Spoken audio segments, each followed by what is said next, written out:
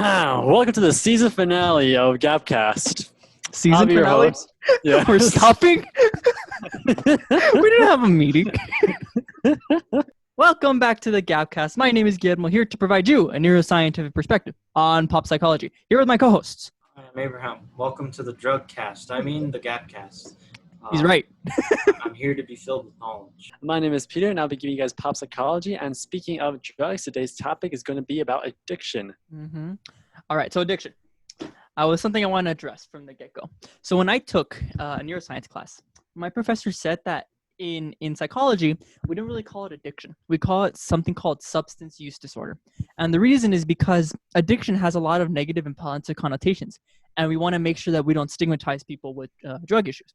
So we usually call it substance use disorder. I'm going to call it like that, but if you guys want to call it addiction, it's really up to you. But it's just what I'm used to calling it now. Wait, so we have to be PC for crackhead Johnny? Well, it's not PC. It's more like just to be sensitive to the fact that a lot of these people, it is a disorder. It's a medical disorder. Like in the DSM-5, when we classify mental illness, it's actually called substance use disorder, not addiction. But yes, anyway. So Peter, what type of things do you have for us today? Well, to start us off with APA.org, they say that at least half of the risk when it comes to addiction comes from genetics. Right now, there's a great deal of research being done to find genetic variants that predispose a person to developing addiction. It's believed there's something called the diathesis stress model in developing psychological issues, and in this case, it would be substance use disorder. The diathesis stress model, diathesis is things like genetics, things you can't control, things that you're just born with.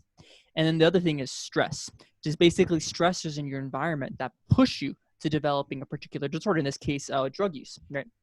So genetics can play a role, but there's also of course, very obvious factor of environmental things that influence you. What else did you have to say, Peter? Elaborating on when it comes to emotional stress can also help further depression, anxiety, panic attacks, PTSD, as well as some suicidal thoughts. Now, with PTSD, according to Desert treatment, women are 2 times more likely to develop PTSD due to them having be more receptive when it comes to fears and being more, at least acknowledging them better. One of the unfortunate realities about PTSD is that it's very intertwined with substance use disorder. I'm not sure this is currently accurate, but I remember reading back ago that it said that 1 in 3 people with PTSD have substance use disorder. And it's very difficult to treat either disorder without treating the other. So modern psychiatry and psychology is working on treating both disorders at once because a lot of people, they turn to drugs to cope with their trauma, and of course that's very negative on their mental health, because then instead of dealing with their issues, they're just numbing themselves. Moving with the desert treatment also talks about the different percentages of how many people are addicted to different items. For example, 9% of people are addicted to more or less abused alcohol, 2% is heroin, opioids, and painkillers. Where there's a certain state that was absolutely infested with just opioid addicts. Which one was it? I think it might have been Ohio, but I'm not sure exactly. I know it was a Midwestern state.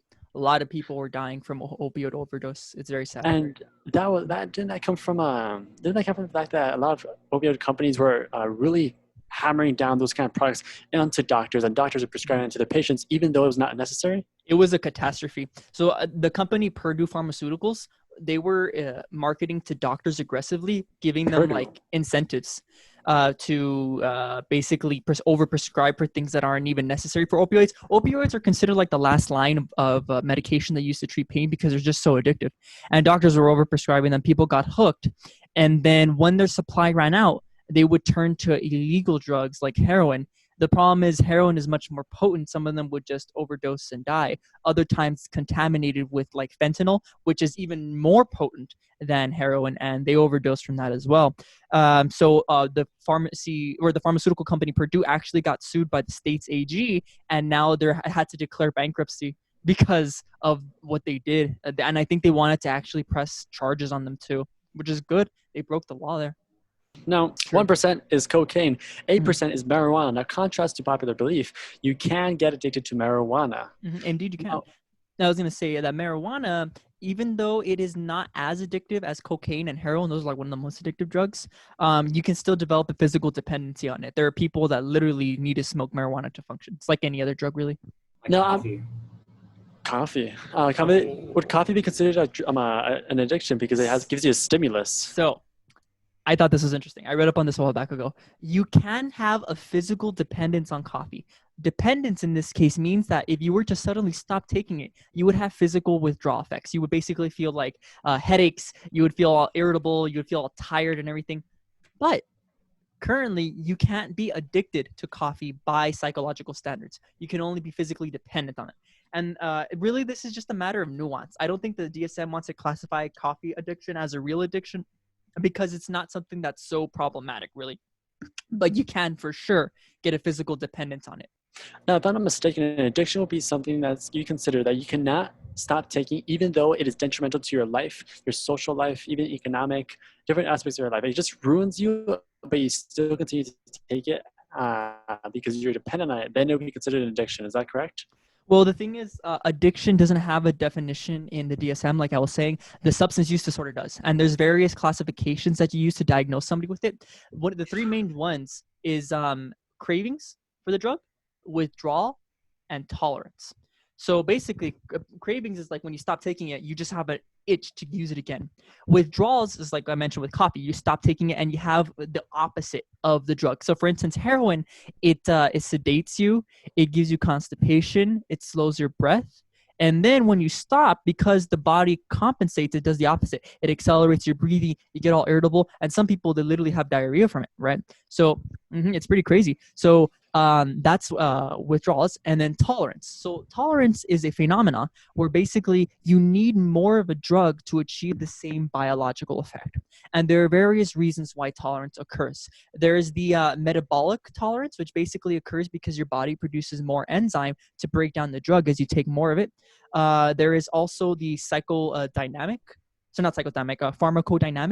tolerance. Basically, the receptors in your brain, they go up or down in number in response to the drug use.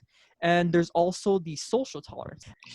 And then, all right, so speaking about, you said it recently before that the person has to take more of the certain substance to get the same stimulus. Is that correct? Yes, that is tolerance. Now, that would also branch off into different areas in your life. In other words, dopamine, as created by drugs, if you have if your brain is constantly just drowned in dopamine because you're constantly taking it, then a lot of other activities in your life can lose meaning. For example, sex can even lose its pleasurability when it does not create enough dopamine, in contrast to that heroin shot. You're exactly right. The heroin injection, yeah. So I remember very vividly from my neuroscience teacher. She said that dopamine is a pleasure hormone, pleasure neurotransmitter, and it's released whenever you do something to make you feel good, eating, having sex, or even just socializing with your friends. You know, you're having a good time.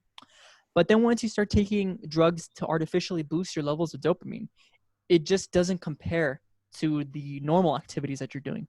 So you lose the incentive to pursue those activities, even being with your friends, because the pursuit of the drug is just more rewarding than just being out with your friends or having sex and everything like that.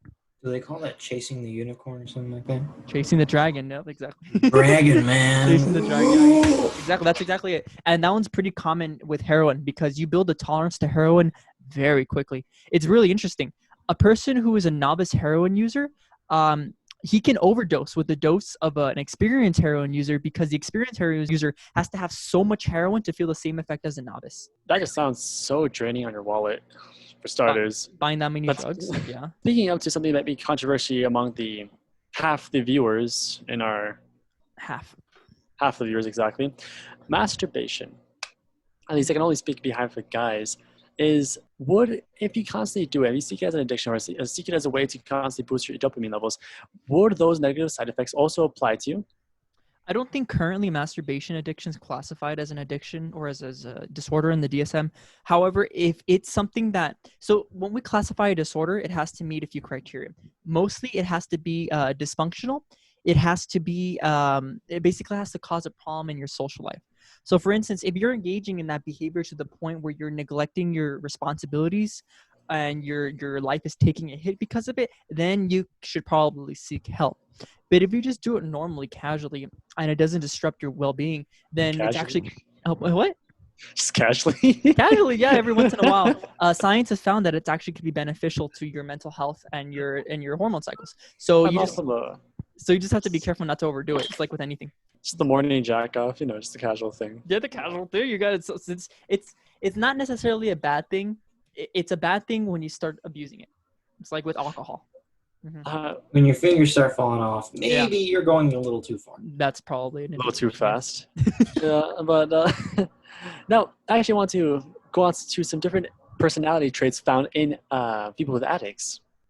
So according to addictionoc.com, a lot of addictive behavior, or people who have drug addicts, seem to be very impulsive, compulsive. They cannot handle stress. They have a very grandiose sense of self. They do not believe in conformity. They lack a lot of patience, which quite frankly is a bit redundant at this point. But they also have denial, low self-esteem.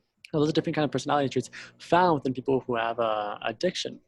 Yeah, so impulsivity, that one doesn't make sense. So you have to consider that in order to get addicted to a drug, you do have to have some sort of tendency to get hooked. Because think about it, not everybody that tries a drug gets addicted. I think it was like 1/4 of the people who use drugs actually do get addicted to the drugs. So it has to be some sort of a personality trait of some sort of behavioral tendency that you just can't control yourself.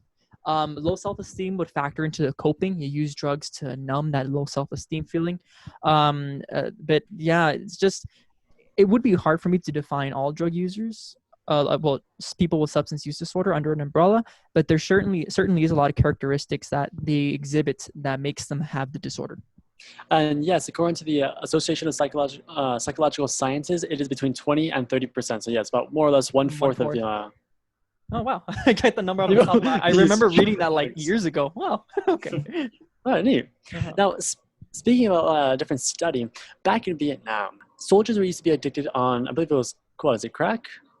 Might have been opium. I can't remember. Opium. It was. I know. It was referred to as the brown powder. Yeah, opium. That's opium. Opium. All right. Yeah. In that case, the soldiers were addicted to opium. Now, what happened is, interesting enough, that when they came back to the U.S., people were expecting them to be completely still addicted. They'd be all over the streets, just constantly begging for drug money, nonstop, and that became a huge crisis until they actually did come back, and they just returned back to their normal lives, never touch opium again. And the reason why is this is going back to the fact that it's a lot of times it could just be environment based. If it's high stressors, those soldiers had to have opium in order to cope with the fact that they were in, well, what people refer to as hell. But coming back to their normal lives, they no longer need to have that kind of fix because they no longer have to deal with that kind of stress in their life. They just continue on living. The reason there's, how I kind of mentioned about tolerance and that there's different ways you can build tolerance. So in this case, what might have been happening is that they were associating their traumatic environment with the drug use. It's kind of, guys know Pavlov's dogs. You know how they rang the bell, you get the meat, right? And then they start salivating. So in this case, it would be the environmental stimulus is the battlefield, and then the drug is the unconditioned stimulus, and the high is the conditioned stimulus, right? So just merely seeing the environment is enough to give them cravings of the drug because they kind of get that euphoria feeling without even taking the drug. And that euphoria causes cravings. And then once you're away from that environmental stimulus, you no longer have that to cause cravings. So it's also interesting too that drug users here, even in the United States, whenever they're taking a drug in an environment that they're familiar with, they can actually need more drug than normal to get high. But then you put them in a brand new environment and their body actually does not need as much drug. In fact, if they did the same amount of drug, they can possibly even overdose, even if they're just in a different environment. So that shows how much psychology has a role to play in a substance use disorder as well. Now, going back to the definition of addiction, excuse me. Now, out of curiosity, addiction to your phone, is that actually is that prevalent? Is that possible? Or better yet, is that common, at least nowadays? I don't know the exact numbers on that. That's not my field of study, but I would believe that if you are completely dependent on your phone, you can't get away with it without it causing you significant anxiety and social dysfunction. Like you just can't live without it. That for sure can be a disorder. And for sure it's probably treatable. It can be very much comparable to an addiction with a substance, but it's not going to be as you're not going to have physical withdrawals, I doubt, but you probably will feel social stress or psychological distress. Well, in that case, I want to give a shout out to all the bots in our comment section. And We thank you for showing the us support. comments. Keep commenting. Keep showing love and support. Those aren't our bots, by the way, but we're really grateful for them. We'll keep responding to them, just in case Just in case they're real.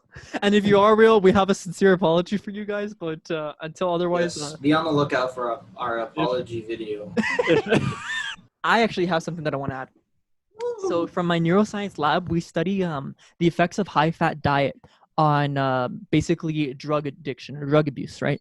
And some of the research that we've seen is that eating a high-fat diet and not being fat can actually make you more sensitive to cocaine. You actually get a stronger high, and it can make you get more addicted to it.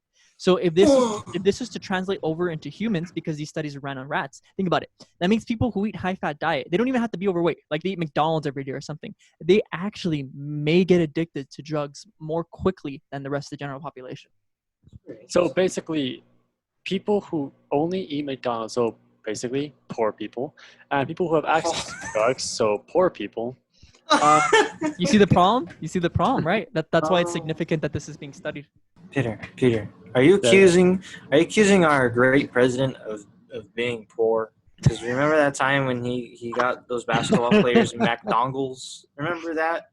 Are we allowed to say that? Yes. we have to rephrase it. All right. Are you telling me that the president is addicted to crack cocaine?